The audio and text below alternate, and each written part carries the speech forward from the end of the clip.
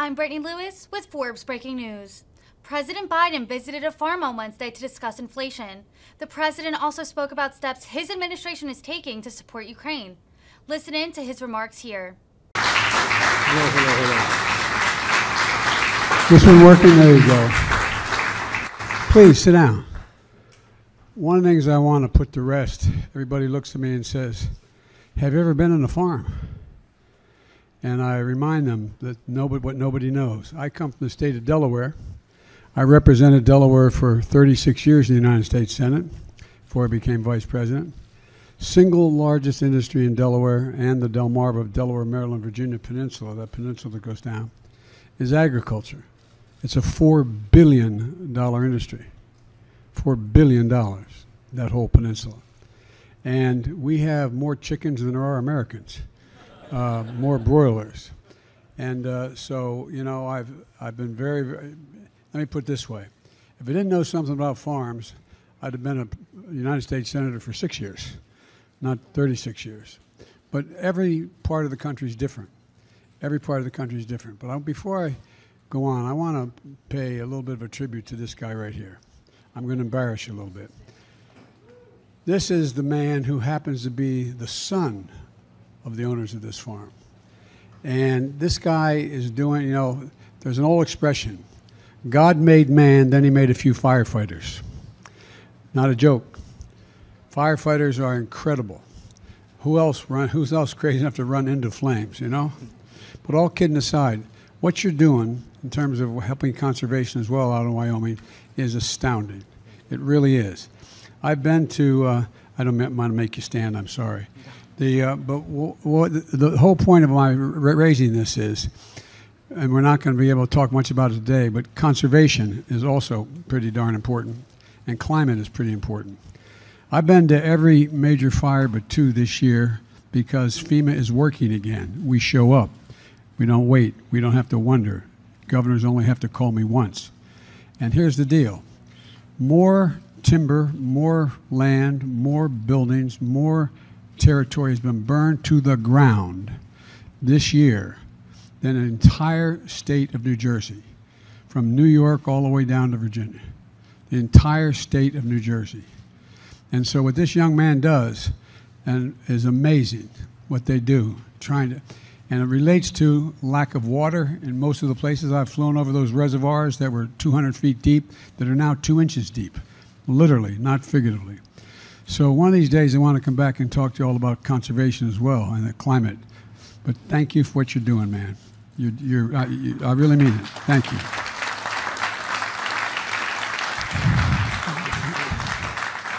Folks, I know it's hot in here, so I'm not going to talk more than an hour and a half. Look, I want to make a few, I think, are fairly important points. First of all, I want to thank Jeff for that introduction and you, Gina, for your hospitality you've extended today.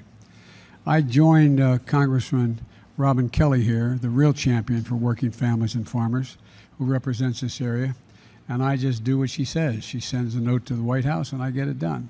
No, but she's a key player in infrastructure, getting high-speed internet, clean water to every person across this district.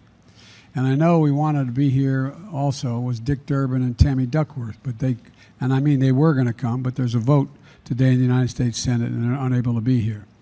They're two of the most genuine, reliable people I've ever worked with, and I've been doing this for a few days. And I want to thank Tom Vilsack. Tom and I became friends when Tom was governor in Iowa. We traveled the state. Tom has forgotten more about farming than most people will ever learn.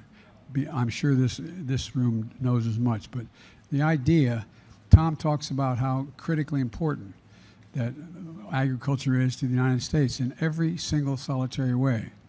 But the real reason I'm here is to thank American farmers. Thank farmers. You feed America. You got us through a pandemic. And you're literally the backbone of our country. It's not hyperbole. But you also feed the world. And we're seeing with Putin's war in Ukraine, you're like the backbone of freedom. You know, I was at a factory not long ago, 8 days ago, down in Alabama. And they make Javelin missiles to help the Ukrainians stave off the Russians, beat them back in their aggression. And I pointed out that the proof point that America is the arsenal of democracy, that's what they are. We always have been. We've been the arsenal of democracy. I stand here today to thank American farmers who are the breadbasket of democracy. You really are. You know, we talk about, you know, every investment banker could leave their job. If every farmer left, we'd all starve to death. You know, let's talk about what's important. All these jobs are important. But I just think about it. Right now, America's fighting on two fronts. At home, it's inflation and rising prices. Abroad, it's helping Ukrainians defend their democracy and feeding those who are left hungry around the world because Russian atrocities exist. And Jeff and the American farmers understand Putin's war has cut off critical sources of food. Ukraine was the world's largest producer of wheat and corn and cooking oil, but wheat the largest. For example, Ukraine says they have 20 million tons of grain in their silos right now. 20 million tons. And guess what? If those tons don't get to market, an awful lot of people in Africa are going to starve to death because they are the sole supplier of a number of African countries. Somalia, I won't go through them all. But the point is this, that because of what the Russians are doing in the Black Sea, Putin has warships, battleships, preventing the access to Ukrainian ports to get this grain out, to get this wheat out. The brutal war launched on Ukrainian soil has prevented Ukrainian farmers from planting next year's crop and next year's harvest. And they're not doing too darn well in Russia either. Russia's the second largest producer. But we're doing something about it. And our farmers are helping on both fronts, reducing the price of food at home and expanding production and feeding the world in need. You know, I just toured Jeff's beautiful family farm. 800 acres of soybeans, corn, and wheat. We talked about farmers all across America, what they're experiencing today. In addition to Putin's war in Ukraine, it's been cold and wet this spring, like it is cold today. Yeah, we waited for 90-degree weather until I showed up here. But look, many farmers in the Midwest have been put behind the 8 ball because of that. But it kept them from getting into their fields and planting crops. But as Jeff just shared, American farmers always find a way. They always feel something extra, a spark of patriotism. That's not hyperbole. A spark of patriotism, a sense of never giving up, of always finding a solution. To all our farmers, I want you to know, your Congresswoman, me, your Secretary, my cabinet, we have your back. Robin has your back. She's always looking at what's going on in the agricultural world. For example, we're reducing the red tape so it's easier for farmers to conserve inputs and double crop.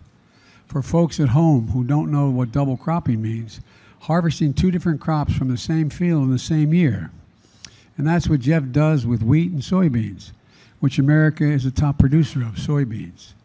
And wheat will be harvested around July 4th if all goes well, God willing, and the creek not rising, as my grandfather would say. But look, then you plant soybeans in the same acreage. And he'll tell you, double cropping comes with some real risks.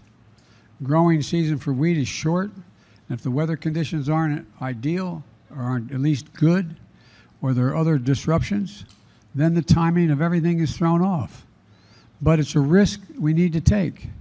That's why my administration is looking at how to extend crop insurance coverage to give financial security to farmers like Jeff who practice double cropping. Secondly, I want to also, farmers worried about rising fertilizer costs and what is the content of the fertilizer. That's why earlier this year, the U.S. Department of Agriculture announced it would invest $250 million to boost fertilizer production. Literally on the plane out here on Air Force One, I turned to Tom and I said, Tom, double that. Make it $500 million. It's so desperately needed. We can't take chances. It's critical to get this done. Now, when we leave here today, I'm heading up to Chicago. You know where Tom's going? He's heading to the airport when we get to Air Force One. He's heading to Germany, to the G7. That is all the democracies in Europe getting together and their agricultural teams getting together. North America, Europe, and Asia, they're all part of it. And to solve some really big problems. They're going to see what actions we can take to increase fertilizer supplies globally. and identify how we can work together to prevent export restrictions on food and agricultural inputs and bring more global production to market, which will stabilize prices and bring more certainty for our farmers and keep people from dying of hunger. You know, this bill's in other ways as well. My administration has been working to drive down the cost to farmers, and Tom mentioned it a little bit, and prices to consumers. To reduce gas prices last month, I was in Iowa, at a biofuel processing plant,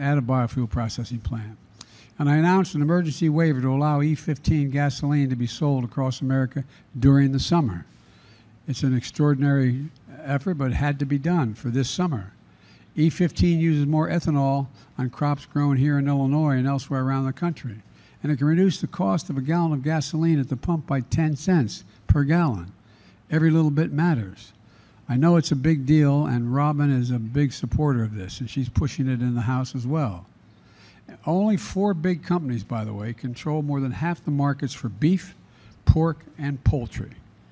Without meaningful competition, our farmers and ranchers have to pay whatever the 4 big retailers say they'll pay for their chickens, their hogs, and their cattle.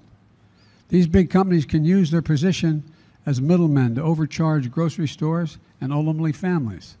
Just consider this. 50 years ago, ranchers got over 60 cents on every dollar spent to produce the beef they raise. Today, they get 39 cents. 50 years ago, hog farmers got 40 to 60 cents for each dollar the family spent raising that hog. Today, it's about 19 cents.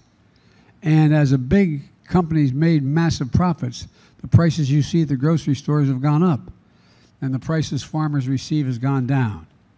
This reflects a market distorted by the lack of competition. So last year I signed, one of the first executive orders I signed was that the competition, to make competition more available and level the playing field.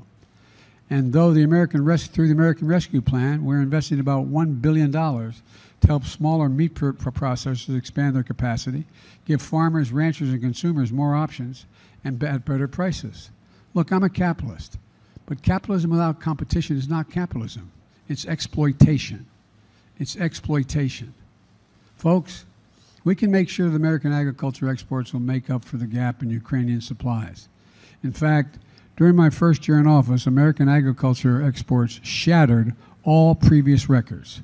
$177 billion last year alone. I remind people, my predecessor did not come close. By traveling in our, we have to keep investing in our farmers to reduce the cost, to reduce prices to consumers, and have the most productive, most efficient farmers in the world here in the United States. We've always combined generations of know-how with cutting-edge technology to feed us and the world. And I'm going to keep fighting for family farmers like Jeff so we can do what they do best. I hope Congress is going to join me. I know Robin's going to fight like hell to have it happen, and working hard to invest in farmers like Jeff and feed America and the world. That's what we have to do. Let me close with this. Look at the family farms like this one as a reminder of the bounty, beauty, and generosity of this nation. I know this, and you're tired of hearing me say this for the last 2 years. It's never, ever, I was in the Tibetan Plateau with Xi Jinping. I traveled with him and spent more time with him than any other world leader has in China. And he said, he was talking about why America's a diminishing power. And I said, Mr. President, it's never been a good bet to bet against the American people. No one's ever won betting against the American people. And I said, and by the way, you asked, he went on and said, can you define America for me? Just me and a translator and him and a translator, simultaneous translation. By the way, I turned all my notes over to the State Department. It matters. But, what happened was, he said, can you define America for me? And this is the God's truth because it's been quoted 1,000 times now. I said, yes, one word, possibilities. We're the only nation in the world that has come out of every crisis stronger than we went in it. Every single time, regardless of what it was. No other nation has done that. It's one of the reasons why in some places we're called the ugly Americans. We think we can do anything. We know we can do anything. We know. This nation leads the world. We stand up for freedom. We're the United States of America. And when we are united, there's not a damn thing we can't do. It's not hyperbole. It's a fact. As a student of history, it's a fact. There's nothing beyond our capacity when we work together. Nothing. So I'm here to say, God bless our farmers. And I mean this sincerely. God protect our firefighters. And may God protect our troops. Thank you for what you do. America owes you. They owe you big.